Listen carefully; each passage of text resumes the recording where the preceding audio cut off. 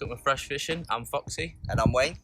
And today we thought we would do a bit of a video basically based around all the gear that you're going to need to buy if you want to get into specimen fishing and night fishing. Yeah, so basically, like, we've had a few sort of people comment and say, look, like, you know, asking and what saying, do you you know, use? can you actually do a video of, you know, what the basics would be, what we would need, what gear we would need in order to do, you know, 24 hours on the bank, basically.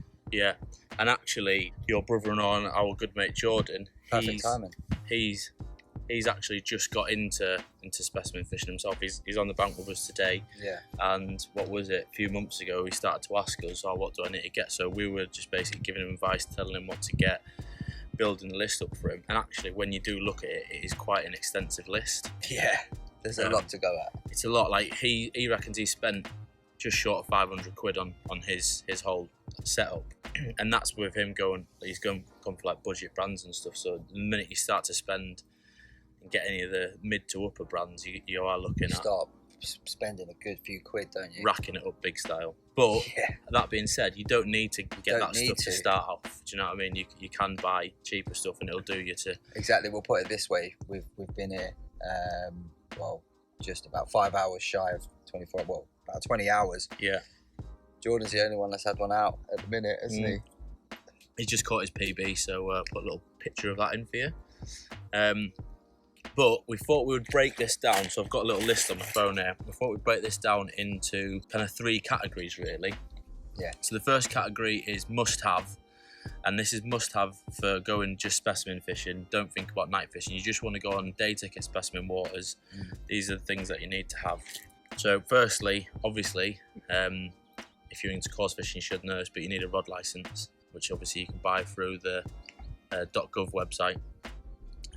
You can either get 2 rod license or a 3 rod license. Yeah, and you can get day licenses. You can get, I think, weekly and or you can buy it for the year. Yeah, but you have to have a license, otherwise it's classed as poaching. Yeah, so obviously when you're specimen fishing, you want to make sure you've got the appropriate rods for the job. Basically, obviously, specimen fishing means you're pretty much going for fish that are 10 pound upwards, I would say. Yeah. Normally classed as that. Yeah, so most venues would require for you to have a test curve of around 2.75 upwards.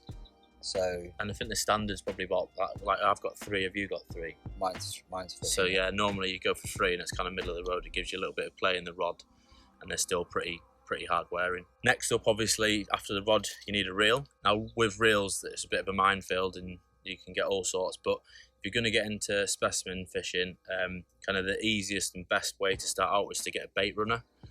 That's what we've got. We're still using them, aren't we? That's what Jordan's got. And basically what a bait runner does is it allows you to put your rod out, you set a clip on it, and what it does, it allows the fish to take line. So when you get a bite, the fish is just going to take line until you pick it up, start reeling, and then it'll engage into the actual, battle with the fish. Yeah, so in most cases, once you start to reel, the bait runner will stop working, and then obviously it will go into the tension that you've set. Yeah. For it to obviously play the fish. Yeah. So in terms of kind of line for your reel, most venues would ask you to have at least a 15 pound line on that reel, on that spool. It just allows to ensure that you're not gonna have a snap off, basically. Yeah.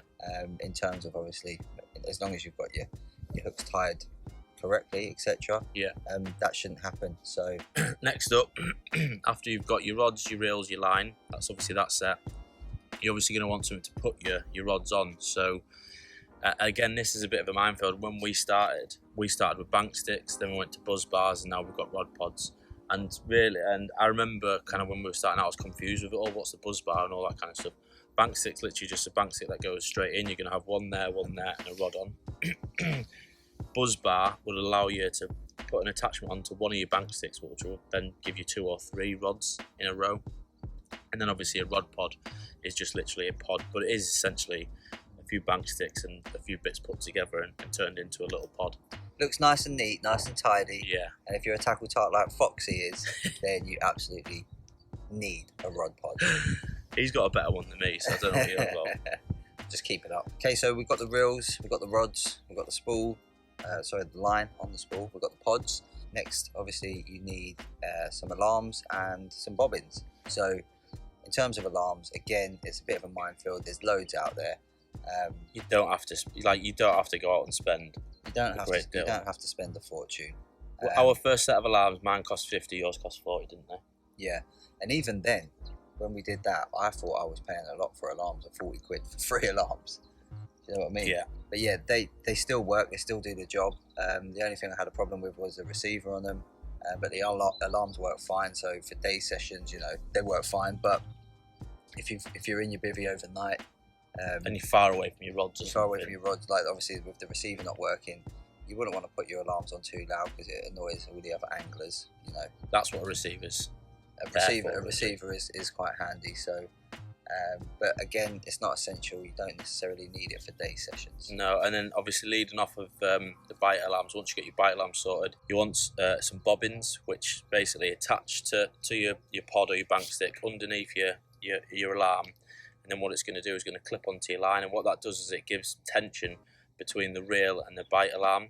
So when you start to get a take, the bobbin will lift, and then that's basically what helps kind of signal the take on the alarm for you. Yeah, obviously, as well as getting the alarm noise, it's just another indication as well, because some alarms will not identify a drop back, so therefore the bobbin is good for that. Yeah, that's true. Yeah, so you'd see it drop right down, and you know, actually, fish might be swimming towards me, and got the hook bait. So, but bobbins, again, there's loads out there. There's different weight ones and stuff, but literally you can buy a set of 3 off eBay for like 6 quid, and that'll get you started, and it'll be fine. Yeah, I mean, not to confuse you, but if you're getting technical, I mean, we're not kind of at this stage yet, but you know, if you're fishing at long distances and depending on what's on the bottom, you know, you're sort of professional anglers would have different bobbins for different weighted bobbins, yeah, for different distances fished, etc. And also the wind and stuff, wouldn't they? If it's windy, they might have a chunkier bobbin with a bit more weight on, so the line's not going to move about as much and stuff. Butt rests, that's the other part of like your whole rod thing that you might your rod setup that you might want.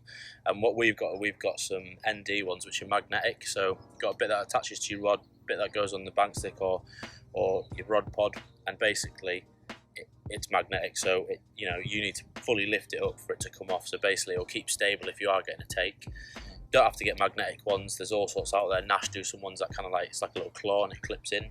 Yeah, just something that's going to keep your rod in nice and sturdy, because obviously your specimen fishing, you do get into a 30, you know, has the potential to take the rod, even though it is on a bait runner, because they are powerful fish. Pretty violent take, yeah. Right, so that's basically all your kind of your rods and your alarms and all that kind of stuff sorted. That's what you're going to need first, and that's probably going to cost you easy 100 quid.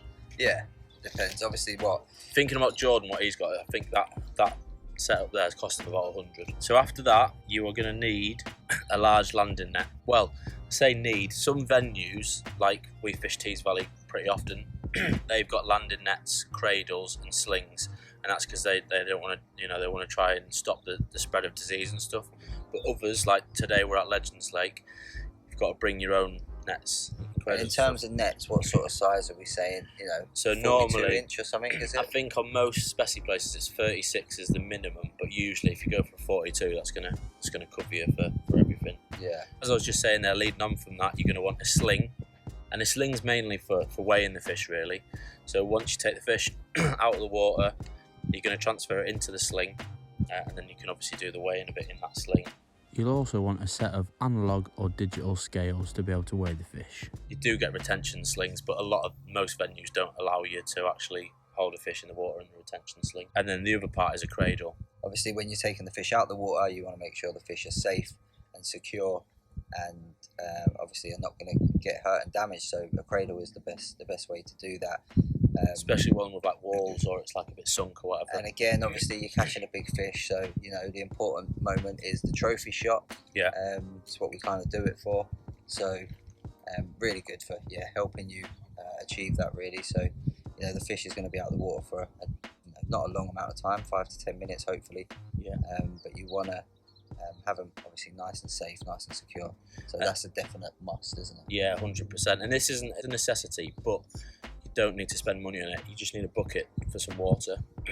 But you could use anything. You can use a bait bucket, you can use a bucket from home, whatever. But it's literally just for when you've got the fish in the cradle, just to keep a bit of water going onto it. Yeah. Keeping it nice and wet. Even put a bit of water in its gills, just to make sure it's all right. So you don't keep it out of the water and don't basically suffocate the fish. Right. So now we've got all that sorted. Well, I've just found it. Someone's left their rig. Don't do that. If you ever go fishing, don't leave hooks lying around, because that could have easily gone in my foot. Yeah. So obviously we've gone through that. So the next thing, obviously, let's talk about is the tackle box. So we need a tackle box. Obviously, put all of our end tackle in there, and it's a bit of a minefield, isn't it? I've got a little list there just in terms of kind of, you know, how to fill the tackle box, what to fill it with. So we're not going to go into it massively, because like you could go on for ages, but we're just going to give like some of the basics what would go in there. So hooks, hook links, or ready tied rigs. Now if you're starting out, I would say ready tied rigs is the best way to go, because it leaves you less to do, and you can literally just plonk it on and you're away. Yeah, and again, you can learn as you go along, can't you, to start tying your own rigs and, yeah, you know, watching videos and learning. You're going to want like a bit of weight to obviously get the rig out, so you're either going to use a lead, either an inline lead, a lead clip system lead, or we often use mega method feeders. So if you're into coarse fishing, you know what a feeder is, but it's got a bit more weight behind it, so it's a bit bigger, so that'll allow you to obviously cast out but also bait up as well. Disgorger. Have to make sure you've got a disgorger in your gear, just in case, you know, the fish takes it and swallows it right down. Get it out. Rig tubing is not necessarily a necessity, but on some venues it is. Like we were just fishing Wainston's and you had to have rig tubing on all your gear. And then you're going to want some form of like PVA, be mesh PVA or a solid bag, and that'll just allow you to basically put a bit of extra bait around your hook bait as you cast it out. Yeah. So if you are using a solid bag, a solid PVA bag, then you're going to want to use an inline lead and a shorter hook link. Yeah, as long as your tackle box has got, you know, a few compartments for a few different things, then you should be okay. But what you'll probably find is you'll end up having 2 tackle boxes, because you see the amount of end tackle that you actually do end up needing, swivels, etc. Definitely. Right. Next one, bait. You ain't going to catch a fish without bait. Again, minefield. Not going to go into it, but boilies, pellets, and they can become quite expensive. So, depending on the time of year, of course, obviously certain baits work better for certain times of year. You know, if you want to keep it cheap, then just go and dig in the field and get some worms. Well, yeah, you could do that. But yeah, again, you want to have a decent option. You know, you don't want to come to a lake and have sort of one or two bits of bait to try out. You know, if they're not working over a certain period of time, you want to make sure that you can go around the houses and try everything you've got, basically. Try different things, yeah. So it's always best to have a decent selection of baits, you know, different colours, different textures, etc. Definitely, but it's worth mentioning as well, and this is something that when I started out I didn't really realise, but boilies, you can get boilies which you buy in a bag and they're just loose feed boilies, and then you've got hook boilies which are a bit harder as well. So it's worth mentioning that. Then you've got pop-ups and you've got wafters. Pop-ups basically float, so you have it a few inches off the deck, and then a wafter is just basically going to critically balance with the hook, so it's going to waft about to basically give a bit of attraction to the fish. But that's bait in a nutshell, really. But as Wayne says, there's a minefield of bait out there, and different baits work better at different times. So with your bait, you're going to need something to apply the bait on. So for that, we use a baiting needle. Yeah, nice and easy. You can go online on eBay and buy like nice little sets. They're not expensive, you know, A few quid. Little drills, etc. If you want to use those, you know, different types of baiting needles, etc. And then you're going to need a stopper, aren't you? What are they colored? Yeah, a stopper. Yeah, just a bait stop. You can get little packets of them again on eBay for like a few quid, different colour ones to try and match the colour of your bait. And that's pretty much and a bag to put them all in. Well, no, I was going to say that's pretty much everything you need to catch the fish. One other thing we should mention, and a lot of places require this, especially specimen venues, is propolis to treat any wounds.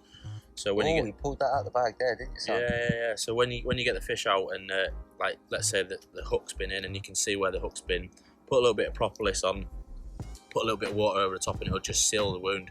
Same with if you get it out and you look on the side of the fish and it's got some cuts or whatever, you can just put a bit on and it just kind of puts a plaster on top of it. But that is everything you need to actually get your fishing on a day sesh. Like you said, a couple of bits extra you would need. A big bag. Yeah, you need a big bag to put everything in. Chuck it in, and you might want to, you don't need it. You might want a bait bucket. Bait bucket to put your bait in, and then a chair as well. Oh, chair. Comfy chair. 100% need a chair. Jordan's just bought a new chair. Yeah, 50 quid he paid for it, and it's decent, isn't it? Yeah. But again, you can just go to, Well, we've got a camping chair with us, and that does the job, doesn't it? Yeah, so, you can go and get one for like 6 quid, can't you? Yeah, it just depends how comfortable you want to be. Yeah. That's everything you need to get you fishing on a day ticket venue just for the day, not counting night fishing. Okay, so now we've gone through obviously what you need for a day session. We'll talk about what we need for a night session. Obviously, we need a bivvy. We need somewhere to, a bit of shelter, get us out the wind, get us out the rain if it's raining. Yeah. And keep us warm on the night. Yeah, definitely. Again, like with bivvies, most serious venues won't allow tents. You know what I mean? Like if it's a proper specimen place, you ain't going to be able to. It's mainly, I think, like an insurance thing. Is it? Yeah, I think it's an insurance thing. But yeah, so basically you need to have a bivvy essentially. But again, we started out and Wayne's still using a Saber bivvy, which cost us £100, and it absolutely does the job. I love it. I do love it. Jordan's got one from Advanta, which is angling direct, 99 quid. Free postage, so you don't have to spend the world. Obviously you can go second hand, you can get one on like Facebook, buy sell and swap and pick something up cheap, so don't have to spend a great deal on it, but you do need something that's going to keep the wind and the rain off of you. Now obviously not leading on from that, your fishing nights, you are going to be sleeping, so you are going to need, or if you're not going to be sleeping, you want to have obviously a little lay down, don't you? Yeah, be a bit comfortable, so you're going to need a bed chair. Yeah. Now you can get, there's all, again, with all of this, there's just, you can buy loads of cheap stuff or loads of expensive stuff, but you can go and get little camp beds from Argos for like 15 quid. Yeah. Or you can go onto your angling directs and spend 60, 70 quid for a decent, comfortable one, or you can spend 300, 400. For a sleep system. Yeah. So depends obviously how often you're going to be on the bank. If you're planning on doing it quite frequently, then I'd suggest investing a bit of money. It's worth at least shelling out 100 or something on a half decent bed, which you know is going to kind of last a couple of years at least. Yeah. And again, if we are going to be out on the bank quite frequently, especially during those colder months, we want to be warm. So, a decent sleeping bag is essential. But if you're not, and you're just going to be, night fishing on those summer nights, then you don't need a really expensive warm sleeping bag. No, and one of the things I wish someone would have told me at the start, which again I didn't realise until researching myself, is with the sleeping bags you can get purpose-made ones for your bed chair, which essentially turn your bed chair and your sleeping bag into a sleep system. So what they actually do is they strap to the bed around the middle, around the top and the bottom, and it just means that if you jump out of the bed because you've got to take in the middle of the night, your sleeping bag's not flying everywhere and you can get back into it and be nice and comfortable. Yeah. And if you're a little fidget whilst you're sleeping as well. Yeah, it keeps it in place. Keeps you warm, it keeps it in place. So that's definitely worth like investing in one. I think Jordan again, he's picked up one for about 50 quid. So it's not gonna break the bank too much. It's a 3 season, so it's gonna do pretty well for him. It wasn't, I think it was 0 degrees last night and he said he was alright. So right, so on a night it's dark, isn't it? So we all need a torch, we all need to be able to see. So I'd recommend a bivvy light and a head torch as well. Yeah, I would say head torch first. Bivvy light's more like, you don't need it, do you? You could use your head torch. Exactly, yeah. Obviously, if you do get a take in the middle of the night and it's pitch black, you're going to want to put your head torch on, so you want it next to you, you can grab it, stick it on. 100%. And get into the fish or whatever. But again, like we've said all over this video, you can spend loads on them. I've got a Ridge Monkey one, cost about 30-40 quid I think it was, but again, you can go on Amazon, you can buy it. I think mine was about 20-25 quid. And I think the first one I had was about 5 quid off Amazon. So like you don't have to spend a great deal, and I've still got that one, it's still fine, but as you become a tackle tart, you will upgrade and you will spend more. Yeah, as Foxy knows. Yeah, I'm getting there. Yeah. So I think they're the essentials that I had for night fishing. Okay, So that's basically all your rods, everything sorted, and your night stuff. Right, so we've gone through the essentials for day fishing and night fishing. Now, I mean, these next ones we're going to touch on, you know, they're not going to stop you from catching fish, but you know, they're nice to have things, aren't they? Just it makes you more comfortable in the bank, basically. 100%. Yeah. So first one is a rod holdall. So you necessarily don't need it. You could just chuck your rods together and just chuck them in the car and carry them. But obviously you want to keep your rods together. You can get rod holdalls that you can basically keep your rods made up in. Got the railing and everything attached on, so it's less hassle basically. So that's number one that we got on there. Then we've got gas stove and kettle. Oh, now some people would put this in the essentials, but not everyone is a caffeine junkie like us two. Well, Jordan, he doesn't even drink tea, so he doesn't necessarily need it. Yeah, it would be the essential on our list, I think. Yeah, I think we like a good cup of tea in the morning, and most Brits do, let's be honest. Yeah. So it's probably cup of tea cures everything, doesn't it? Yeah. So a stove and a kettle. And obviously, if you want warm food, like it's not necessarily essential for night fishing because you could just take like pasties, sandwiches, all that kind of stuff. But if you want to cook something warm on the bank, then a stove and a gas canister is going to be pretty essential. So yeah, 100%. It kind of blurs the lines, that one. What else did we get? Power bank. Yeah, power bank. If you like, obviously, you know, your social media and that. When you're especially fishing, sometimes you can wait for a fish for a little too long. So could be out on the bank for days. And on your own as well. So you know you need that entertainment from your mobile phone or your iPad. So those things will need charging. So yeah, don't forget a power bank. And again, the thing with these is like Ridge Monkey do one for like 150 quid. You don't need to spend that. Go on Amazon. We've got ones for a tenner for Amazon, and they do the job. It's absolutely they would perfect. charge an iPhone from 0 to 100 4 times. So and like that costs us like 10 quid. So yeah, so literally go on Amazon or eBay, put in power bank, get like a 10,000 AH one or something around that, and that'll do you absolutely fine. After that, we've got a barrow. Well, yeah, I kind of went without a barrow for a while, didn't I? You got one before me. So I got by without it. So again, I don't class it as an essential. But again, Tees Valley, where we normally go, have got barrows. I suppose that's probably why I didn't as well, isn't it? Yeah, so. So maybe I probably would have purchased one a bit sooner had that not been the case. Yeah. What else was it we said was nice? Bivvy table. So yeah. Again, not required. What you can use is you can double up with a bait bucket. So you can just use your bait bucket, and that can just be a bivvy table. But again, bivvy table, to get a half decent one, I think I got one for like 12 quid, and I've still got it now. Yeah. You literally, like, I think ND have one that is like 50, 60 quid, something like that, 70 quid. I can't quite remember. That's got a power bank in it, hasn't it? Yeah, it's got a power bank in it. So they are, you know, you can get quite snazzy ones, but it's not essential. It's literally. But when you're in your bivvy, you know, if you are pouring yourself, you know, that cup of tea, or you know, you put your phone down or just put your things on. It's just have your head torch on it. Exactly. Yeah. You know, you don't want to be picking things up off the floor all the time. No. And this isn't essential again, but a spod rod and a reel, or a marker rod, so you can double that up as a spod rod. So marker rod would be for like trying to find spots on the bottom, basically. So you're going to use braid on the reel, but you can get specialized rods for them and specialized reels. But again, you don't need them. You can use a spare rod and just have a spare spool with some braid on, and that can double up. But that's going to help you fill the bottom, try and find out. Give you a bit of a picture of what's going on the bottom, try and find where they're feeding and stuff. So yeah, it's not really essential, but it's good to have, I guess. Yeah. Can make you feel a bit more secure, you know, if you've got a bit more of an understanding of what's going on at the bottom of the water, it can make you feel a bit more secure about where your rig's placed. Yeah, definitely. And this isn't one that I've got on the list, but we've thought of it. You're improvising. I am. We've just got a bait boat. Now I wouldn't say this was something that a beginner should get, because you're going to want to learn how to cast properly and everything like that. I would advise, feeding the lead down, and we've started learning, haven't we? Yeah.